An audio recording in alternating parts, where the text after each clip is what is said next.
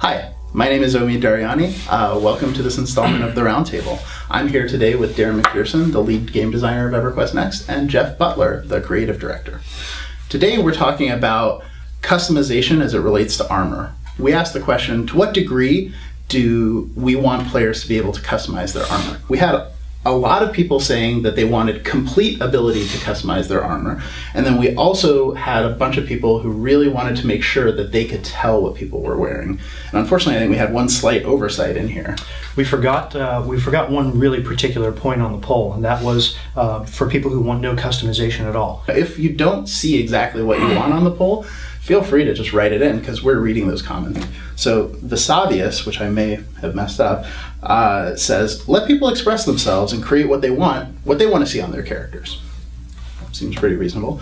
And then we had Cersei, who said, the sword that drops from the dragon deep under the world needs to look like that sword. And wielding it tells everyone in the world that you've killed that dragon. Yeah. What do you guys think about that? I can totally see both sides. Being able to look like what you want. This is a role-playing game. You want to be able to play the role that you want. In EQN Next, we have so much customization with multi-classing that you can really build somebody that you want to play. Cersei's comment is pretty important to me because as a game that's heavily based in collections, we definitely are hoping to see people earn the right to display a particular object.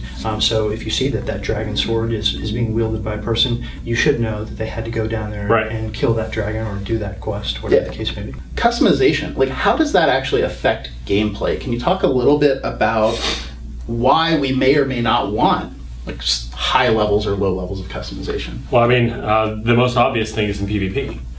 If you're fully customizable and you can wear plate and be actually visibly wearing cloth, then I don't know what you are. I don't know what you're. You could disguise yourself. You're disguising yourself. You're camouflage. Right? Tactically, I wouldn't know what to expect. Right, and we really want a visual language that takes into account player knowledge that they have gained over time. So being able to see something and know what that person is wearing is very, very important to us. Yeah, and I think that was one of the things that came up in the panels as well at SOE Live, was the idea that you would instantly visually be able to recognize a class. You need to be able to recognize... Yeah, we were doing things with animations and effects for each class so that you can tell. Why is this question in particular important to the team? Well, armor appearance is such a vital piece of what we do.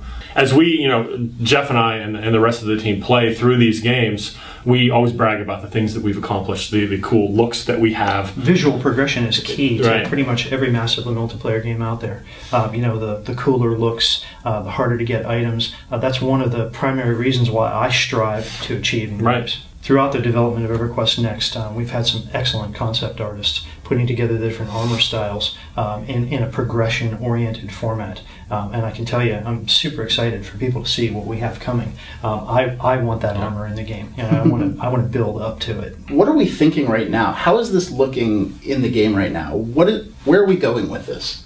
So Jeff mentioned armor families, and armor families are typically racially based. So the Dark Elf would be a good example of that. Dark Elves have armor that looks distinct to them, that represent their cultural heritage and the way that we've portrayed them in the story. So when he's wearing Dark Elf armor, I can tell that that's what that is.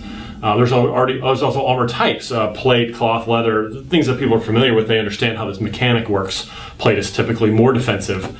So if Jeff is, for example, trying to create a really cool barbaric looking character, and he loves the Dark Elf plate because it has this look that appeals to him.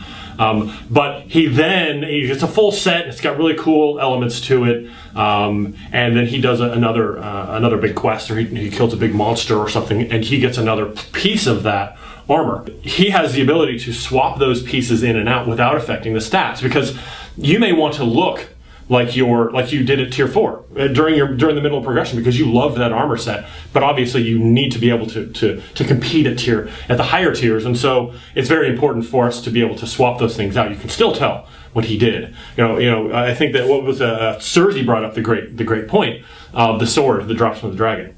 The way the system currently works would be the only way that you can make your weapons look like that weapon, but only if you've earned that weapon. It drops off that dragon, and then you have it in your roster of abilities, so that when he goes to another area and gets a better weapon, he can still take that look because he liked it. Or if he This is very important. Or if he didn't care for that look, he doesn't have to. Right. I mean, we played lots of games where you're really like, oh man, I just didn't like this tier's items. I didn't like what this dungeon dropped, but I'm compelled to use it because it's the highest stat item I have. And you go around looking like an idiot. You may not want to wear the in your Flaming mind, Castle shoulder pads. Flaming Castle shoulder pads.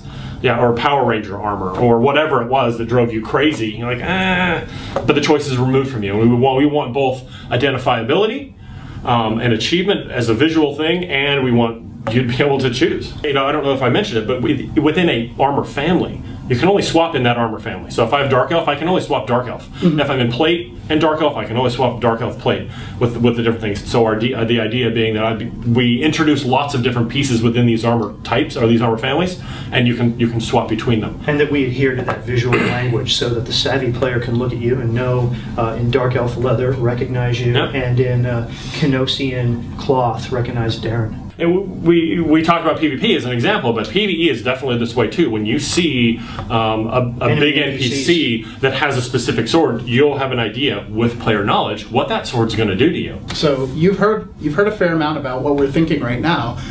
Please continue to comment and let us know what you think of those ideas. We're still listening, we're still discussing, and this is just part of our process, and we really, really appreciate the feedback. So thanks very much for joining us, and we'll see you next time.